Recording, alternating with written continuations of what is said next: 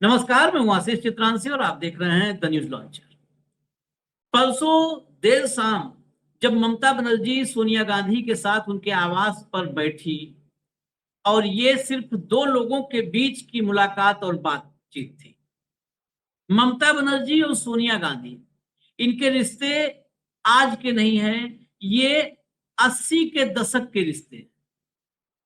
जब 84 में ममता बनर्जी पहली बार सांसद बनी तो प्रधानमंत्री राजीव गांधी बने और ममता बनर्जी उस दौर में राजीव गांधी के करीब रही। सोनिया गांधी से उस दौर का परिचय, कांग्रेस से खटास हुई, अलग पार्टी बनाई, लेकिन अब भी ममता बनर्जी और सोनिया गांधी के रिश्ते बाकी लोगों के राजनीतिक रिश्तों से थोड़ा जुदा है, अलग है। इसीलिए इस मीटिंग के बाद एक चर्चा शुरू हो गई कि टीएमसी का अब विलय कांग्रेस में हो जाएगा। ममता बनर्जी अपनी पार्टी को बचाने के लिए कांग्रेस में विलय कर देंगे, क्योंकि पार्टी पर ही संकट है। भारतीय जनता पार्टी अब टीएमसी को किसी भी तरह से निगल जाना चाहती है, खा जाना चाहती है। ये चर्चा ममता बनर्जी और सोनिया गांधी की मुलाकात से शुरू हुई, लेकिन ये चर्चा परवान चढ़ी जब अभिषेक बनर्जी और राहुल गांधी की मुलाकात हुई अगले दिन, यानी कल। इस मुलाकात के बाद तो टर्म और कंडीशन की भी बात होने लगी। ये चर्चा शुरू हो गई कि मल्लिकार्जुन खड़गे की जगह ममता बनर्जी लेंगी, राष्ट्रीय अध्यक्ष वाला नहीं, राज्यसभा वाली जगह। राज्यसभा में लीडर ऑफ अपोजिशन खड़गे साहब की जगह ममता बनर्जी होंगी। ममता बनर्जी को कांग्रेस राज्यसभा में लाएगी और एलओपी बनाएगी। इसी शर्त की बात होने लगी कि अभिषेक बनर्जी ने यह शर्त राहुल गांधी के सामने रखी। टीएमसी के हालात भी ऐसे हैं कि पार्टी तो जा ही रही है, आज नहीं तो कल।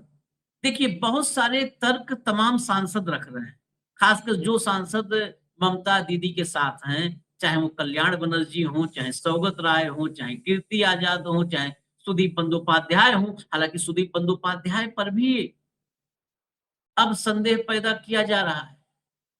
बहुत सीनियर लीडर हैं सुदीप बंदोपाध्याय, उन पर भी संदेह पैदा किया जा रहा है। लेकिन इसमें से कई नेता, कल्याण बनर्जी, सौगत राय की बाइट आ गई है, तमाम नेता ऐसे हैं जो बोल रहे हैं इस विषय, जो चर्चा कर रहे हैं।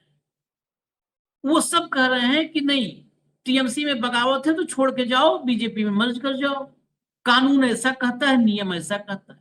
नियम कानून जो कहता है, अगर वैसा चलता तो मीनाक्षी नटराजन राज्यसभा में आती कुछ दिन बाद, लेकिन राज्यसभा के बजाय सुप्रीम कोर्ट में खड़ी है मीनाक्षी नटराजन। तो नियम कानून से नहीं चलता है, यहाँ मोदी की इच्छा ही, मोदी की मर्जी ही शासन है। एक डायलॉग था मेरा, वचन ही शासन है। यहाँ मोदी की मर्जी ही शासन है, जो मोदी की मर्जी वही कानून, वही नियम। तो रास्ता कोई है भी नहीं। सांसद जो 13-14 गिने जा रहे थे, 19 गिने जा रहे थे, अब वो 20 पार करते नजर आ रहे हैं। विधायक जो 58 गिने जा रहे थे, वो 64 अब बताए जा रहे हैं। राज्यसभा में जो 13 सांसद थे, वो घटकर 10 हो चुके हैं। एक इस्तीफा आज फिर सुबह सुबह, मतलब सोचिए, डेली, एक दिन नहीं हो रहा है, डेली, क्योंकि दिन भर ये खबर रहे कि वाह मोदी जी वाह, क्या करते हैं आप मोदी जी। एक इस्तीफा फिर हो गया डेली के लिए। रोज एक दिन में 3 हो सकता था। हमने कल बताया कि 5 इस्तीफा करवा करके जिता के ला सकते हैं, तो 5 ये करवाएंगे, लेकिन हर दिन के लिए हेडलाइन देनी है। एक दिन में इवेंट खत्म हो जाएगा। इवेंट ही तो सीखा है मोदी जी से इस देश में।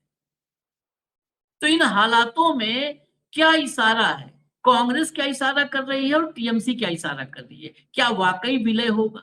आज नहीं तो कल होगा, हालात मजबूर कर देंगे, या अभी भी कुछ मौका तलाश रही है टीएमसी, जहां से बच निकले इन हालातों से और अपनी आइडेंटिटी कायम रखे?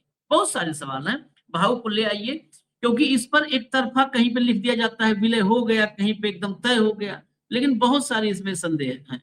स्वागत है भाव। जरा पहले इस्तीफे से शुरू करते हैं। इस्तीफा लाइए, खबर दिखाइए। टीएमसी के एक और राज्यसभा सांसद का इस्तीफा। 4 दिन में तीसरे सांसद ने ममता का साथ छोड़ा। अब 10 राज्यसभा सांसद बचे हैं। अब ये साहब जो छोड़े हैं, इनको सुनवा दीजिए इनका नाम है प्रकाश चिक बराइक। प्रकाश चिक बराइक, इनको सुनवाइए। पश्चिम बंगाल का जो राय आया, इस राय को देखते हुए मैं अपना डिसीजन दिया। अब राज्य के माननीय मुख्यमंत्री जो आदेश देंगे उस अनुसार से हम लोग काम करेंगे। बीजेपी की तरफ से कोई प्रेशर, कोई दबाव? ना ना ना, ऐसा आपके साथ और कितने लोग हो सकते हैं राज्यसभा के जो आने वाले? मुझको मालूम नहीं। मर्जर करेंगे आप बीजेपी के साथ? उस समय का इंतजार कीजिए। इन्होंने ये भी कहा है कि जैसा शुभेंदु कहेंगे वैसा मैं करूँ, जैसा शुभेंदु अधिकारी कहेंगे वैसा करूंगा। दो बातें इनके बयान से बड़ा साफ है। टीएमसी सांसद हैं, शुभेंदु के कहने पर करेंगे, लेकिन उससे भी महत्वपूर्ण है, इन्होंने कहा कि जनादेश आया, जैसा नतीजा आया तो उसमें फिर हमें तो भाजपा के साथ, मतलब हमें है तो जनादेश के साथ जाना पड़ेगा। ये लोकतंत्र का सिद्धांत नहीं है। ऐसे आदमी को अगर भाजपा दोबारा लाती है संसद में बिठाने लायक नहीं। ममता बनर्जी गुनाह है बिठाना। ऐसे तो जिस राज्य में किसी सरकार बने विपक्ष रहेगा ही नहीं। कह दे कि जनादेश आ गया, हम इस्तीफा देके उधर जाते हैं। प्रजातंत्र है नहीं तो फिर आप इसका मतलब है कि आप जिसकी सत्ता उसके साथ जाने वाले, आपकी विचारधारा तो कुछ है नहीं। बंगाल में ममता बनर्जी आ गई तो ममता बनर्जी के साथ, कल आएंगे ममता बनर्जी तो बोलेंगे हमने इस्तीफा दे दिया, जनादेश था ममता जी के साथ, तो अब ममता जी बोलेगी वैसे। इनको बीजेपी ने भी नहीं जगह देना चाहिए, क्योंकि ये बीजेपी के भी नहीं है। इस्तीफा तो दे दिए, आगे क्या? ममता के पार्टी के तरफ से राज्यसभा में क्यों गए? क्योंकि सत्ता का मलाई खाना था। अब जनादेश की बात कर रहे तो आप इधर मलाई खाने आ गए। जनादेश तो देश का वैसे मोदी जी के साथ था, तभी मोदी जी के साथ जाते। आपको तो दिल्ली में राजनीति करनी थी, राज्यसभा में आना था।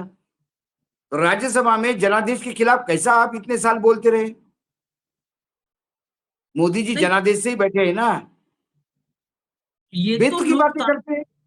लोकतांत्रिक भावना कारण नहीं है, डर के मारे जा रहे हैं। अगर जनादेश के पक्ष में पूरा देश खड़ा हो जाए तो विपक्ष की भूमिका खत्म हो जाएगी। फिर 250 सांसद विपक्ष में क्यों हैं? सब चले जाए भाजपा में रिजाइन करके, कि मोदी जी को तो 40 मिला था, हम लोग ये तो राज्यसभा में थे ना आशीष जी, ये तो दिल्ली में पार्लियामेंट में बैठते ना। हाँ? तो दिल्ली में तो जनादेश मोदी जी के साथ था, तभी क्यों नहीं गए? तभी क्यों नहीं गए? मर्जर पे आते हैं। मर्जर की खेल को समझना जरूरी है। लाइए भैया हेडलाइन लाइए, एक एक करके हेडलाइन दिखाइए। बहुत सारी हेडलाइनें, सब जगह यही छाया है। टीएमसी का होने वाला है कांग्रेस में विलय। सोनिया से ममता की मुलाकात के बाद राहुल गांधी से मिले अभिषेक बनर्जी। आगे चलिए। कांग्रेस में टीएमसी के विलय को हरी झंडी, ममता बनर्जी तैयार। अभिषेक बनर्जी ने राहुल गांधी के सामने रखी ये शर्त। सारा फाइनल हो चुका है। देखिए जरा, कांग्रेस में विलय को तैयार हो गई ममता बनर्जी, लेकिन अब भतीजे अभिषेक ने मांग लिया खड़गे वाला पद। और आगे चलिए। टीएमसी में बगावत और गहरी। ऋतव्रत बनर्जी का दावा 64 एमएलए उनके साथ हैं। बोले न बीजेपी में जाएंगे न कांग्रेस में विलय होगा। ये ऋतव्रत बनर्जी, इसीलिए मैंने कहा कि 64 विधायक हैं। विलय भी लोग कह रहे हैं, विलय के नियम ये हैं, विलय के नियम वो हैं। फिर उन नियम की बात करने वालों से मुझे थोड़ा सा ऐतराज होता है, दिक्कत होती है। अरे नियम अपने जेब में रखो भाई, तुम्हारे नियम कौन देख रहा है? ये विलय को, अगर ये विलय की ना ममता बनर्जी, मैं ये बता रहा हूं, विलय की तो इस विलय को गलत, इसी ये देश की अदालत और ये चुनाव आयोग कहेगा विलय ही अवैध है। कांग्रेस में टीएमसी के विलय की अटकलें, ममता अभिषेक राहुल और सोनिया से क्यों मिले? आगे चलिए। कांग्रेस ने दिया ममता बनर्जी को बहुत बड़े पद का ऑफर, अभिषेक बनर्जी को क्या मिलेगा? चलिए। सोनिया गांधी और ममता बनर्जी के बीच नहीं हुई विलय पर बात, कांग्रेस ने खबरों को बताया गलत। ये जयराम रमेश ने ट्वीट किया कि ऐसी कोई बात नहीं है। ये लेटेस्ट ये था, अब उसमें कि नहीं है। लेकिन पहले जरा कुछ बागियों को, क्योंकि 64 विधायक 58 थे, अब 64 की बात जैसे ही विलय आई 64 पहुंच गए। ये विलय आगे बढ़ता है तो ऐसा ना हो कि ममता बनर्जी अकेले बचे, वो विधायक भी नहीं है और सारे विधायक भाजपा के साथ खड़े हों और सांसद तो कौन बचेगा पता नहीं है। ऐसे आंकड़ों को हम नहीं मानते। 58 को हमने माना क्योंकि वो लॉरी में भर के गए, उनके सिग्नेचर थे, उनके नाम थे, उन्होंने अलग गुट बोलने के लिए बोला। 20 सांसद तो अभी तक हुए नहीं इनके। बेसिकली ये अटकलें भी इसलिए लगाई जा रही है, ये सारी खबरें। देखिए, ममता क्यों विलय करेगी? बंगाल में कांग्रेस क्या है?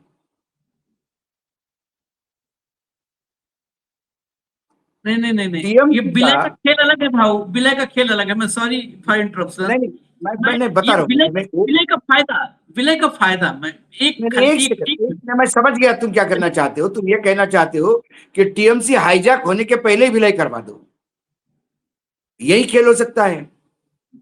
क्योंकि ये तो देखिए, जिस दिन इनके पास 20 सांसद हो गए, हम्म, तुरंत चुनाव आयोग के तरफ जाएगा और चुनाव आयोग एक 10 मिनट में डिसीजन लेगा।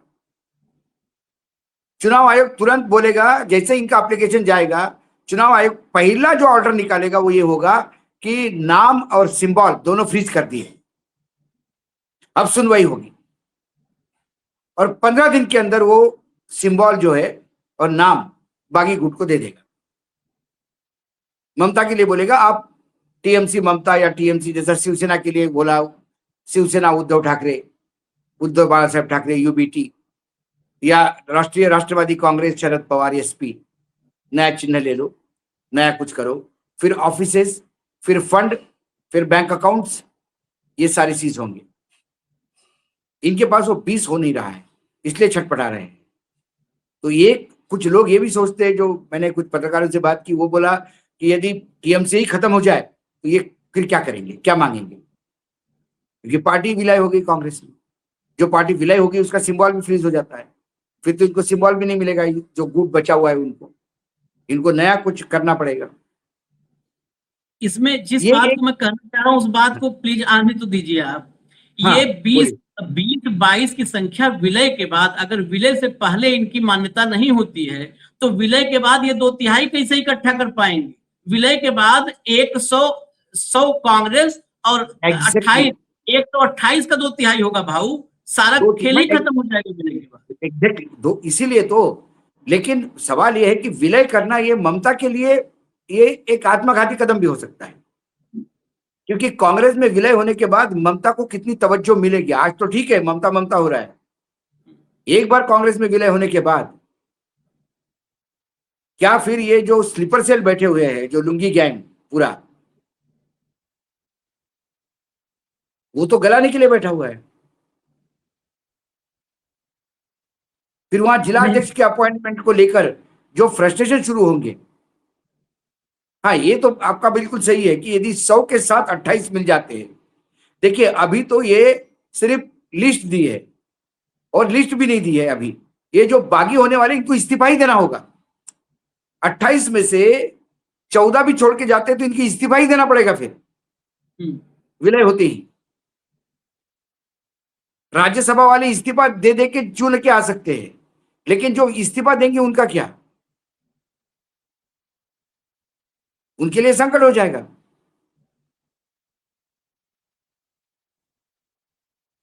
इसमें बंगाल कई में सारे कई देखिए, कई सारे कांग्रेस ने जो कहा कि हमारे यहां अभी कोई विलय की बात नहीं हुई, क्योंकि कोई भी विलय की बात हो भी रही होगी तो कांग्रेस मानेगी नहीं, क्योंकि कुछ चीजें होती है जो 11th फाइनल पॉइंट पे ही होते हैं। लेकिन कुछ तो खिचड़ी पक रही होगी।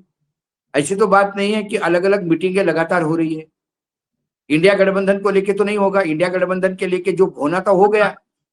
और इंडिया गठबंधन में ममता और यही नहीं है, फिर अखिलेश भी है। सबसे बड़ी पार्टी अखिलेश है कांग्रेस के बाद, उसके बाद ममता आती है। तो ऐसा तो कुछ नहीं है, पक तो कुछ रहा है जरूर। नहीं, लेकिन लेकिन इसमें एक ये भी है कि ममता के पास ऑप्शन, देखिए ऑप्शन की बात, बाकी तो अभी क्या बाइटें हैं वो सुनवाते हैं हम टीएमसी की। ऑप्शन की बात ममता के पास, और ममता आ करके क्या हो जाएगी वो बात अलग है। बाहर रह करके कुछ भी नहीं ममता बच रही है, ये भी नहीं, सवाल है। बाहर रह के ममता ममता के कुछ पास, नहीं बचेगी। देखिए ममता की तो पार्टी 100% जाएगी, हाँ, 100% तो फिर जाएगी। बाहर रह के कल कुछ मुझे भी नहीं बताइए, कल 20 लोगों की इन्होंने लिस्ट दे दी, सपोज, हाँ। क्योंकि आपने पहले ही कहा कि अब कानून वानून तो कुछ है ही नहीं, जैसा राज्यसभा के मतलब मीनाक्षी नटराजन के बाद तो अब कुछ बचा ही नहीं। इन्होंने 20 लोगों की लिस्ट दे दी, 14 इनके पास है, 6 लोग ममता के गुट के। उसके बावजूद वो 6 लोग चिल्लाते रहेंगे कि हम नहीं जा रहे, हम नहीं जा रहे। उनको मान्यता मिल जाएगी अलग गुट की। और स्पीकर बोलेगा नहीं, मैंने सिग्नेचर वेरीफाई की, सिग्नेचर सही है। ये कोर्ट जाएंगे कि साहब जबरदस्ती हमको अलग गुट में बिठा दिया, जबकि हम पार्टी छोड़े नहीं है। कोर्ट बोलेंगे तय करेंगे, 5-6 साल लग जाएंगे इसमें तय करने में। ये तो 14 को भी मान्यता दे देंगे 20 समझ के, गिनती करवा दो। कि ममता के पास कोई विकल्प भी नहीं है। हालांकि विकल्प क्या, अब जरा सुनिए, इनको जरा जो बागी हैं उन बागियों को जरा सुनवाते हैं। और भाजपा भी देखिए, कांग्रेस में विलय की खबर से, देखिए कांग्रेस के पास कुछ है चाहे नहीं है, लेकिन कांग्रेस पार्टी है जहां पर आप हाथ के पंजे पे ममता बनर्जी कुछ करिश्मा कर सकती है। उसकी 2 पत्ती चली जाएगी तो फिर 3 पत्ती खेलना पड़ जाएगा और कोई काम बचेगा नहीं, राजनीति में खत्म हो जाएगी राजनीति।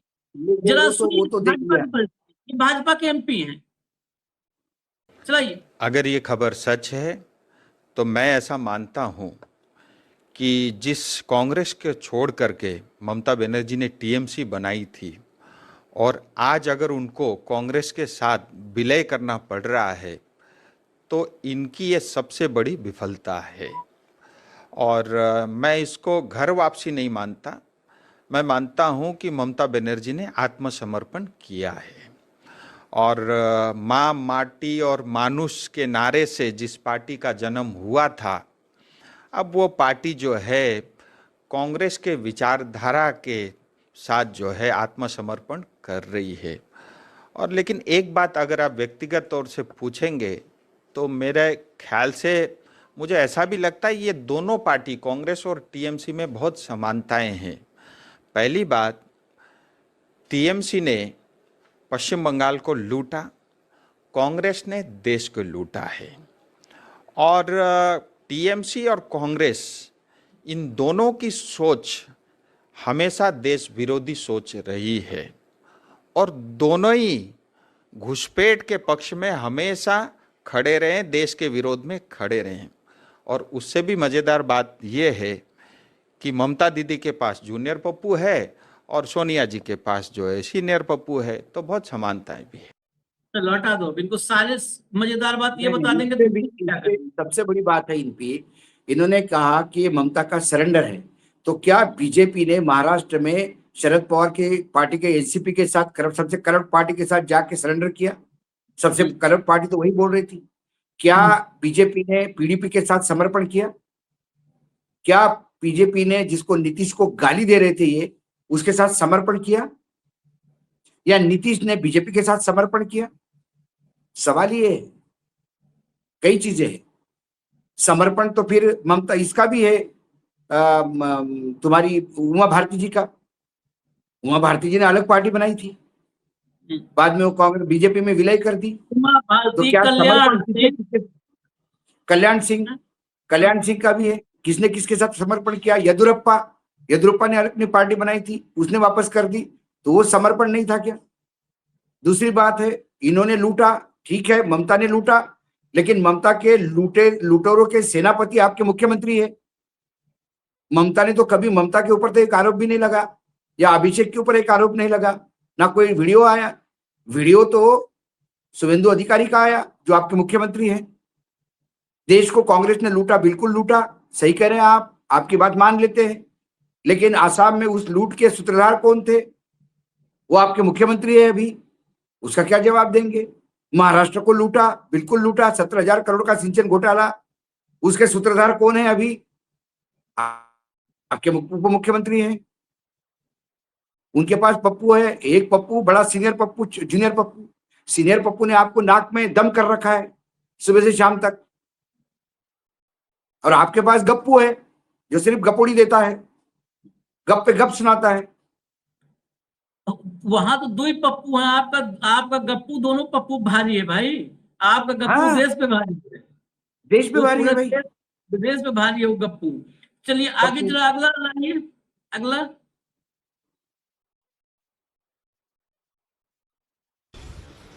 पार्टी के अगेंस्ट में, क्योंकि जो करप्शन अभी निकाल रहे हैं और जो करप्शन का पता पहले से था 100% नहीं था, लेकिन कुछ तो था, उसको रोका क्यों नहीं गया? रोकना चाहिए था। और जो जो एलिगेशन, जो कंप्लेन, जो क्या बताओ, जो बोलना चाहते थे लीडर से लेके एमपी, एमएलए, इवन जो कार्यकर्ता है सब, तो अगर उनके बात सुना होता तो ऐसा नहीं है उसके बाद भी नहीं हारते, ऐसा भी नहीं है, हार सकते, लेकिन सबका सेटिस्फेक्शन होता है। हाँ, मैंने भी सजेशन दिया था, मेरा भी लिया था, लेकिन हुआ नहीं।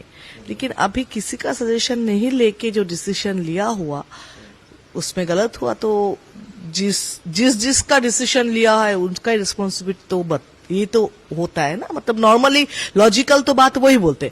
अगर मैं कोई सजेशन देती वो गलत होता तो मेरा रिस्पॉन्सिबिलिटी, मैंने इसका नाम लिया था, ये करने के लिए करता, वो गलत हो गया तो मेरा रिस्पॉन्सिबिलिटी। अगर मैं वहां पे रिस्पॉन्सिबिलिटी नहीं हूं क्योंकि मैंने कोई सजेशन दिया नहीं या कुछ लिया नहीं, तो जिसका सजेशन लिए थे और जिसका सजेशन से ये इलेक्शन हुआ है, रिस्पॉन्सिबिलिटी उसका ही होना चाहिए। I think she is not in town at Delhi. That's why I think after that he will come and we receive that letter and what is the procedure we will follow. अभी तक तो मुझे लग रहा है जितना होना है लीगली, जितना और 2/3 तो वो हो गया। अगर वो लोग इंटरेस्टेड है इंक्रीज करने के लिए तो करेंगे, नहीं तो जरूरत अगर नहीं होगा। इंक्रीज हो रहे तो इंक्रीज, आप जैसे बोले माला राय, मुझे पता नहीं, लेकिन ये सब तो नाम आ रहे तो मतलब इंक्रीज हो रहे। तो अगर वो हो जाएगा तो इंक्रीज तो हो रहे।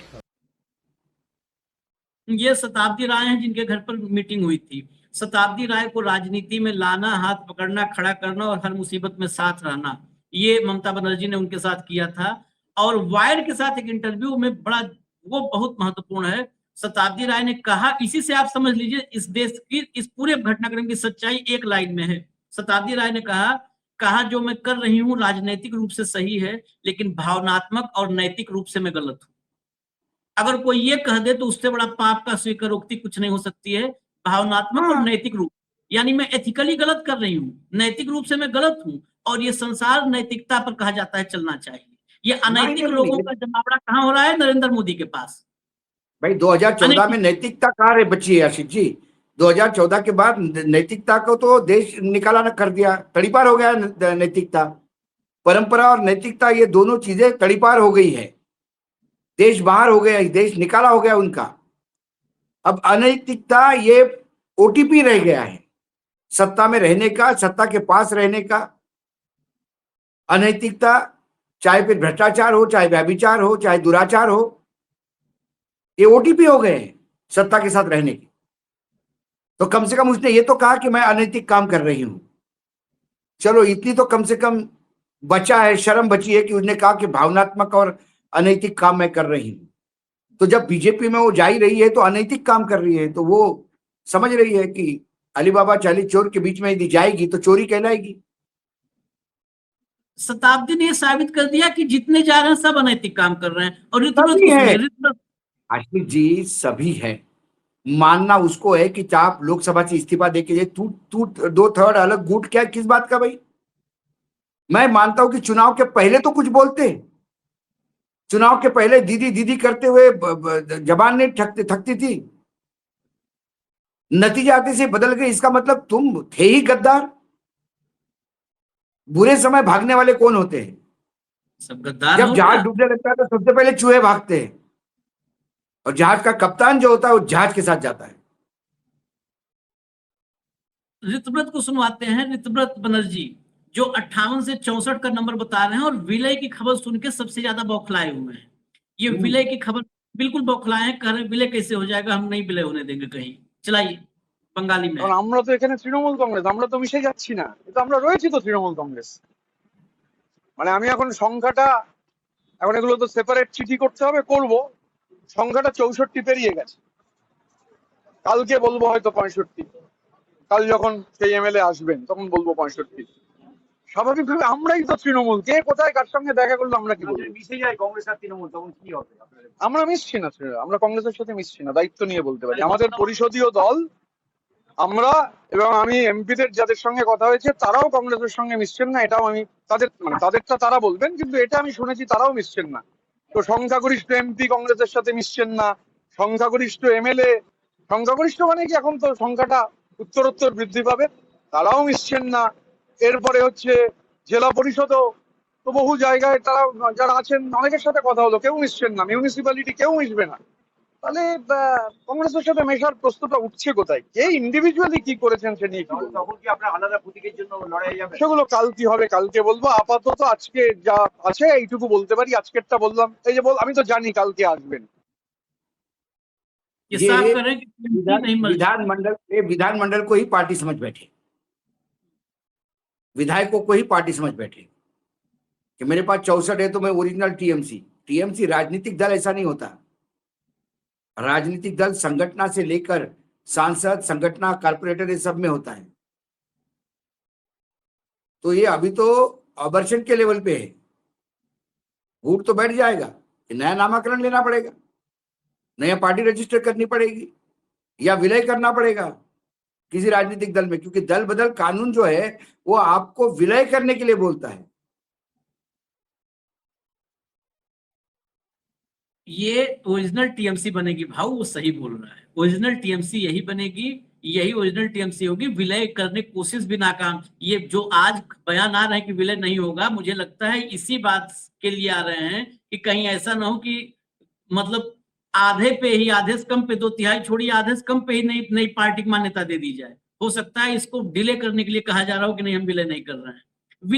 विलय करने के लिए भी विलय को मान्यता देगा ना चुनाव आयोग। जाना किसके पास पड़ेगा? जिसके पास मीनाक्षी नटराजन की फाइल कल से पड़ी हुई है, आपको जाना वहीं पड़ेगा ना। जब एक मीनाक्षी नटराजन पर वो फैसला नहीं दे रहा है, चुनाव नहीं लड़ने दे रहा है, तो टीएमसी का कुछ नहीं देगा। सपोज विलय कर लिया, फॉर एग्जाम्पल विलय हो गया, विलय के पहले बैकडेट में चुनाव आयोग के पास एक एप्लीकेशन होगी कि हम ओरिजिनल टीएमसी है, बैकडेट। हाँ। चुनाव आयोग स्टे कर देगा विलय को, बोलेगा कि आप अभी स्टे नहीं कर सकते, विलय नहीं कर सकते, क्योंकि हमारे पास एक एप्लीकेशन आई कि ओरिजिनल टीएमसी कोई और है, और इसका पहला फैसला होगा ओरिजिनल टीएमसी कौन है। इसका फैसला कब होगा? 2-4 साल में हो जाएगा।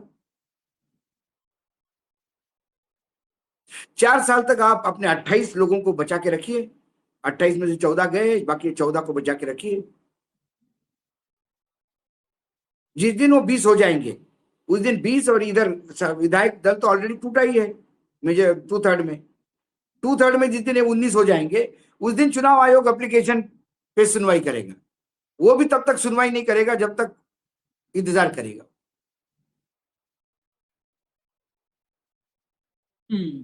जरा टीएमसी, ये विलय का जुगाड़ तो सही था, विलय का जुगाड़ तो सही था, लेकिन देर हो गई, वाकई देर हो गई। ये जरा चलाइए 80 विधायक पर 80 विधायक, 28 सांसद, 13 राज्यसभा सांसद, 28 लोकसभा सांसद, कौन सोचेगा विलय के लिए? किसे पता था कि ये देश, इसीलिए कहता हूं ना, इस देश में आप इस देश में क्रांति की उम्मीद करते हैं? जिस देश में सत्ता बदलने पर अपने बाप को बदल देते हैं लोग, उस देश में क्रांति की उम्मीद करते हैं। इस देश का असली डीएनए यही है जो दिख रहा है टीएमसी में। चलिए जो नेता रिकॉर्ड पे कहे कि मैं अनैतिक काम कर रहा हूं, उसके बाद भी वो नेता बना रहता है, इससे ज्यादा और क्या चाहिए इस देश में? ये सुनाइए जो गिने चुने लोग हैं अभी ममता बनर्जी के साथ। जब पत्रकार लोग हुआ करते थे तो वो जाते थे और अंदर की खबरें लेके आते थे। आजकल बीजेपी खबरें देती है जिसको प्रेस घुमाती है, तो यह वहीं से निकली हुई खबर है। कोई मर्जर का हिसाब किताब नहीं है। हम लोग साथ में अवश्य लड़ेंगे, जैसे गठबंधन होता है उस प्रकार के लड़ेंगे। तो यह अब दे रहे हैं, ये चाह रहे हैं कि हमारे एमपी बात सुने, अरे ये तो मर्जर होने वाला है, ऐसा कुछ नहीं है। जिस तरीके से सुष्मिता देव ने भी इस्तीफा दिया, उसको किस तरह देखते हैं? ये कि उनको मालूम है कि राज्यसभा की सांसद नहीं बन पाएंगे, अच्छी लड़की हैं, लेकिन क्या करें, कुछ लोगों को सत्ता में रहने का शौक है तो वो इसी तरीके से प्रयास करते हैं। मेरे को उनके खिलाफ कुछ नहीं है, वो एक अच्छी हैं। उनका परिवार, हमारा परिवार बड़ा पुराना जानता है। मेरा पिताजी 1952 से सांसद थे, उनके पिताजी भी बड़े सीनियर सांसद थे, दोनों कैबिनेट में थे। तो एक पारिवारिक रिश्ता तो है, लेकिन फिर क्या करें। मदन मित्रा, कुणाल घोष, चलाइए उनको भी। यही मदन मित्रा, कुणाल घोष परसों भी लड़ रहे थे कलकत्ता में ममता बनर्जी के घर के बाहर। चलाइए। किसी करीबी लोग जिनको ममता ने कहां से उठा के कहां ले गया, वैसे लोग अगर चले जा रहे हैं पार्टी में, how do you see this people? आपने देखा जे ऐसे राज आए थे जिस दिन इंदिरा जी को एक पगला राजनारायण हरा दिया था, और इंदिरा जी जब बैंक में गए थे उनको बोला हुआ था जो आप लाइन पर आइए, और उसको हाथ पकड़ के टान के तिहाड़ लेके जा रहा था।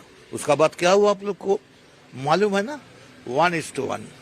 लवली। लेकिन इस तरीके से सर शताब्दी रॉय और साइनी घोष का नाम आ रहा है, माला रॉय, अब और रॉय चाहिए, और आप खाली रॉय का पीछे पड़े हैं, अब खाली रॉय करते हैं। देखिए ना, जो देख रहे आप तो देख रहे, सब लोग देख रहे हैं क्या होता है। लेकिन मदन मित्रा रहेंगे लास्ट तक ममता बनर्जी के साथ? जरूर, ये बात हम कह सकते हैं, और ममता जीतेगी। और ममता अगर कांग्रेस के साथ जाएगी तो क्या आप लोग भी जाएंगे? जो ममता करेगी मैं उनका साथ दूंगा। ममता को साथ है, पार्टी फार्टी नहीं समझते हम, ममता को साथ है। ये ऐसे आदमी होते हैं, पार्टी फार्टी हम नहीं। अच्छा, ये सबको पता है, ये आभास है, ये कहने का मतलब कि पार्टी फार्टी हम नहीं समझता है, हम ममता जानता है, बस ममता के साथ है। ये है मदन मित्र आदमी। और आज चले जाए, आज मंत्री बनने के लिए मंत्री बन जाएंगे, विधायक है, इस बार भी जीत गया है। कुणाल घोष को सुना दीजिए। जो रिजाइन किया, इसके ऊपर हमारा कोई कमेंट नहीं हो सकता, लेकिन ये जो मॉडल है, जौहर सरकार रिजाइन किया था, सुखेंदु शेखर राय अभी रिजाइन किया है, और सुष्मिता देव भी रिजाइन कर दिया। अगर पार्टी के कुछ चीज ये सहमत नहीं होता है तो वो रिजाइन कर दिया, तो बाकी एमपी लोगों को ये मॉडल फॉलो करना चाहिए। अगर जौहर सरकार इस्तीफा दे सकते हैं,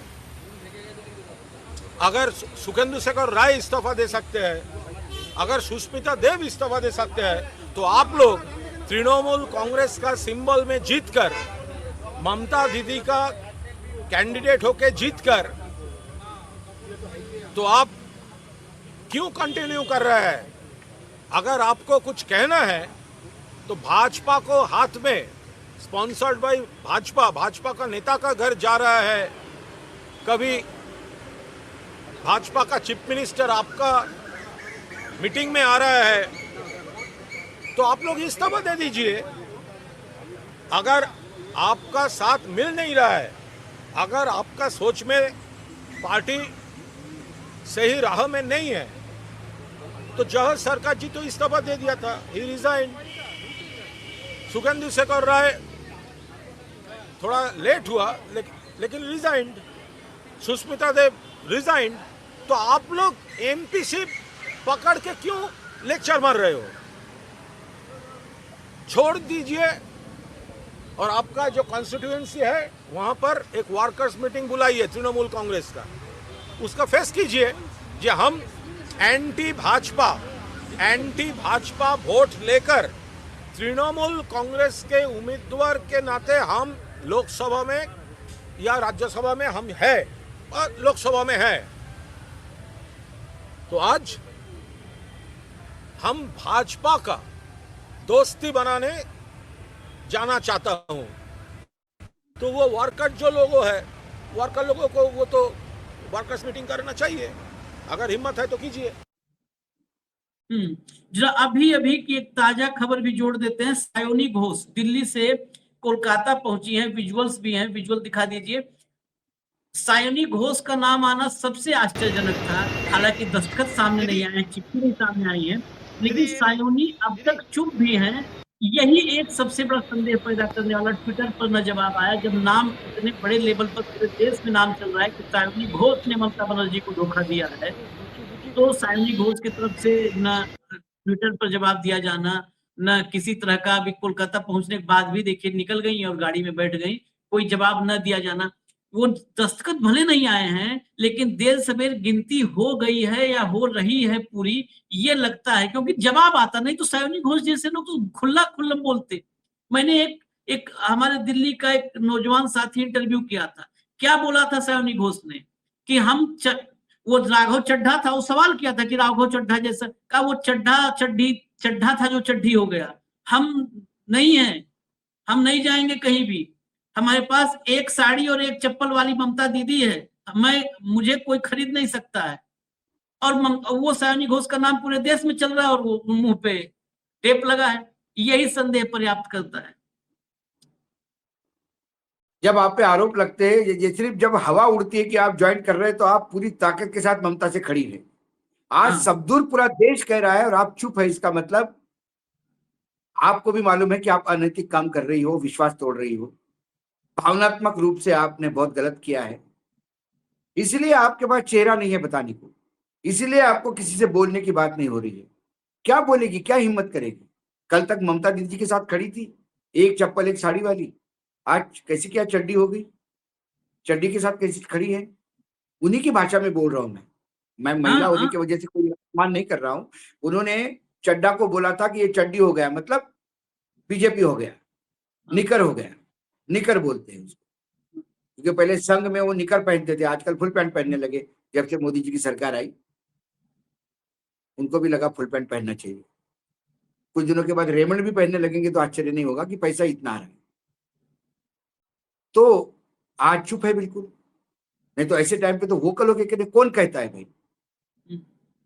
क्या कहा झा ने? कहा कि पहले खबरें पत्रकार लाते थे, आजकल बीजेपी के ऑफिस से खबरें आती है, क्या बोलना क्या नहीं, उसमें क्या जवाब दूं मैं?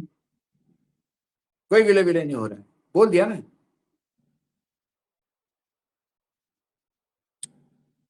चलिए ये टीएमसी पर रखिए, एक पार्टी का और जो है अंत हो रहा है, तो और वो अंत ही है, मुझे खत्म। लगता है कि नटराजन के मामले में कल 11 बजे सुनवाई होगी। तो कल 11 बजे सुनवाई होगी, आज खत्म हो गया, कहानी खत्म। फिर वही खत्म, वही आज नामांकन वापसी का आखिरी तारीख थी, खत्म। इतने टाइम नहीं सुप्रीम कोर्ट के पास, देश के संवैधानिक, ये सुप्रीम कोर्ट को कॉन्स्टिट्यूशनल कोर्ट कहा जाता है, ये कॉन्स्टिट्यूशनल कोर्ट होती है, इसके पास कॉन्स्टिट्यूशनल मामलों पर सुनवाई करने के लिए टाइम नहीं है। बाकी बैडमिंटन खेलने के लिए, आज मैं बैडमिंटन वाला डिटेल देख रहा था, ये पता है सारे गए थे, सारे के सारे गए थे, और जो है वो जजेज बैडमिंटन चैंपियनशिप नाम रखा गया था, और 5 लाख ऑर्गेनाइजर इंडिया ही है, उसका ऑर्गेनाइजर इंडिया है, उस टूर्नामेंट का ऑर्गेनाइजर इंडिया है और अलग अलग देशों में जाके खेलता है।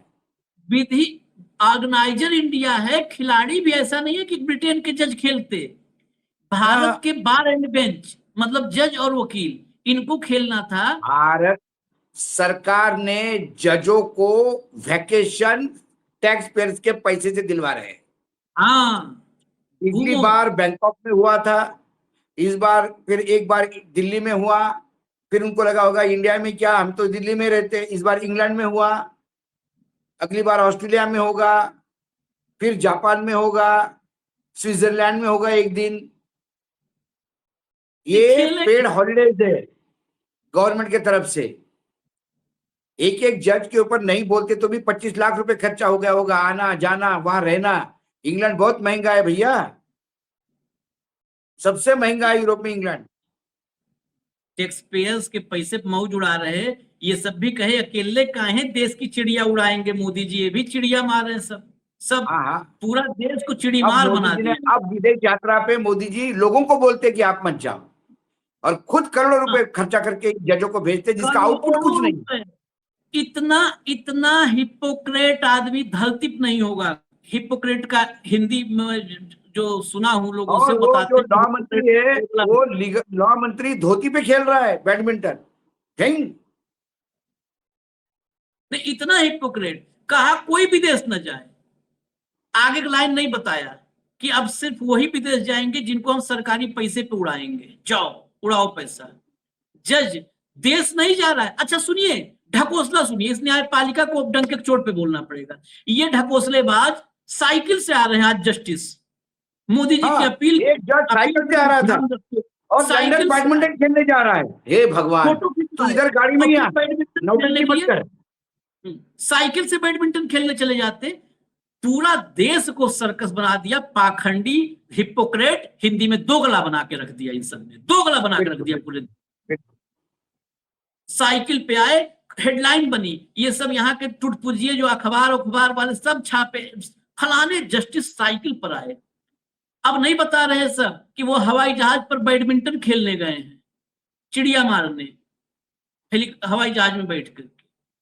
चलिए इजाजत दीजिए, और भी अभी खबरें हैं मोदी जी के कारनामों की लेके आते हैं। धन्यवाद भाऊ, बहुत बहुत धन्यवाद, नमस्कार।